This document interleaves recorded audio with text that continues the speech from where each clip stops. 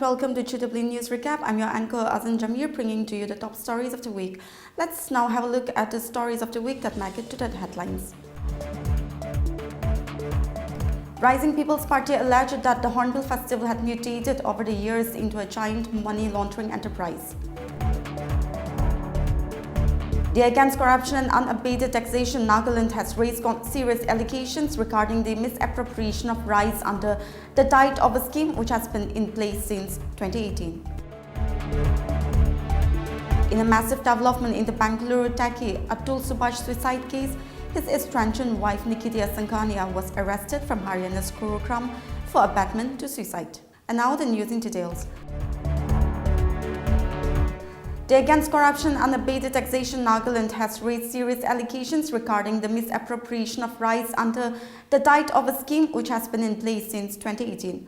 According to account, documents in their possession pointed that misappropriation, siphoning of rice under the tide of a scheme has been taking place under the Food and Civil Supplies Department since 2018 till date. The tide of a scheme introduced by the Government of India provides 3,872.72 metric tons of subsidized rice to Nagaland every month at a rate of Rs 8.30 per kg. Despite this, account claimed that there are no recorded beneficiaries for this rice and that it has been siphoned for or sold in the open market instead. Over the past 7 years, more than 31 lakh kilograms of rice have been allocated to state, yet no direct distribution has occurred. After investigation, Account Nagaland said there's enough proof that all the fancy rice brands being sold in the market, purportedly imported from different states in India, are nothing but repackaged and polished tide of a rice meant for the state of Nagaland. The group has estimated that the total value of the diverted rice amounts to a staggering Rs 952 crore, further suggesting that a scheme could not have been executed without the approval of high-level government officials. In light of this, the Account Nagaland urged the Lokayukta to register a suo motu case and investigate the tide of a rice scam. Should the authorities fail to act, Account warned that it shall be compelled to seek legal recourse. Rising People's Party alleged that the Hornbill festival had mutated over the years into a giant money laundering enterprise. Acknowledging that Chief Minister Nipiru had single-handedly put Nagaland on the world tourism map, the party in a press release, however, maintained that it had come at a huge cost. Quoting media reports that the anti-BJP coalition had sanctioned Rs 100 crore for infrastructure development at Kisama for the 25th edition of the Hornbill Festival, the party pointed out that Rs 100 crore was not a small amount. In a classic case of money laundering, the RPP said coalition government demolished the spanking pavilion rostrum at Naga Heritage Village, Kisama, and built a new one at a highly inflated cost of Rs 52 crore. In a stark contrast, the party noted that the Nagaland Foothill Road Coordination Committee had to issue an ultimatum to the state government for release of Rs 145 crore for construction of the Foothill Road. Recently, the Dimapur Urban Council Chairman Federation had decried the lack of roads and the crumbling infrastructure in Dimapur, accusing the oppositionless government of having absolutely no respect for the public sentiments. The party mentioned that the town hall at Dimapur supermarket was being renovated at a mind-boggling amount of Rs 18 crore, which could have easily built a new world-class facility, while the old flyover was sanctioned a measly Rs 2 crore for renovation works. Though Dimapur needed several new flyovers and better basic amenities, the RPP said yet the misplaced priority of the government and its laundering skill was astounding. The party quoted sources to claim that both the town hall and Kisama works were given to the same contractor. Alleging that the entire state had become a giant money laundering ecosystem, the RPP demanded that the state government provide a full account of how the Rs 100 crore was spent at Kisama and the revenue generated. The Directorate General of GST Intelligence, Guwahati, discovered a major fake invoicing racket involving fraudulent transactions of Rs 50 crore and arrested one person, namely Dharmendra Akarwal, who reportedly used fake invoices to illegally claim input tax credit worth Rs 9 crore. A DGGI official stated the racket involved around a dozen suspicious firms that issued fake bills. These invoices were apparently utilized by Akarwal, the authorized signatory of MS Infrawo Enterprises in Dimapur, Nagaland, to claim the fake ITC.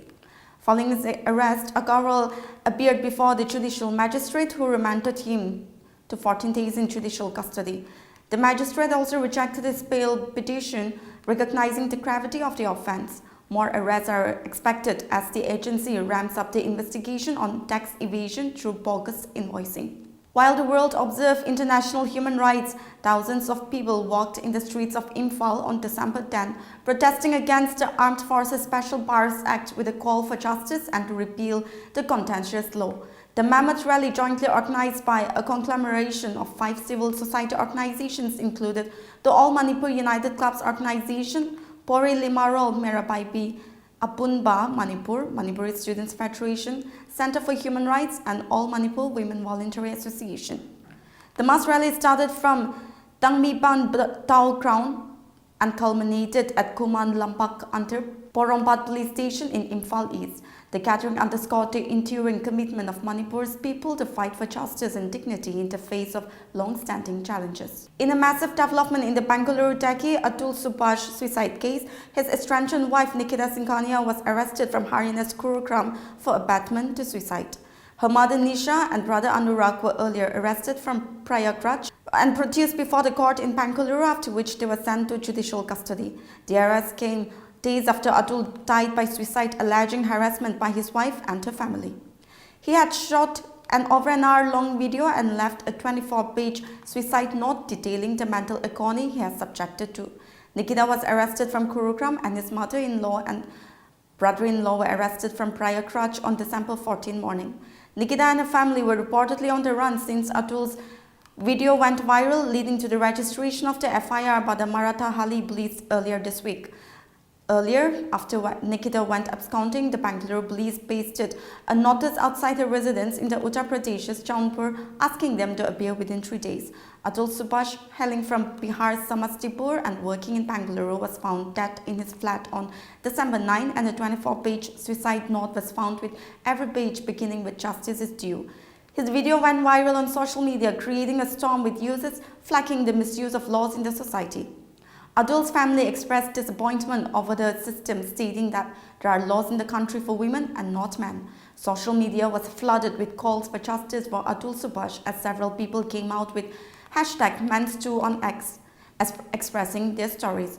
Atul had alleged that his wife's family had demanded ₹3 crore as a divorce settlement.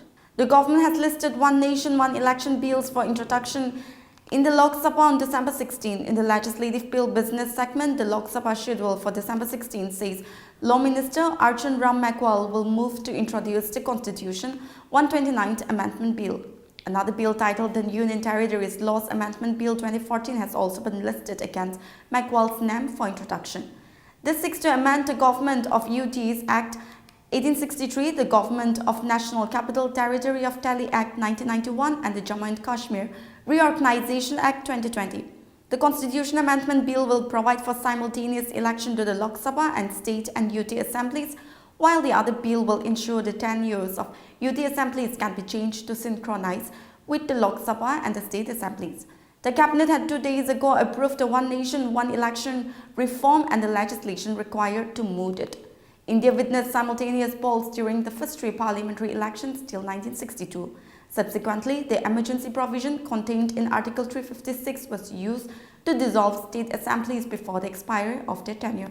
Well, that's it for this week's top stories of the week. For more news and updates, you stay connected to Global Window.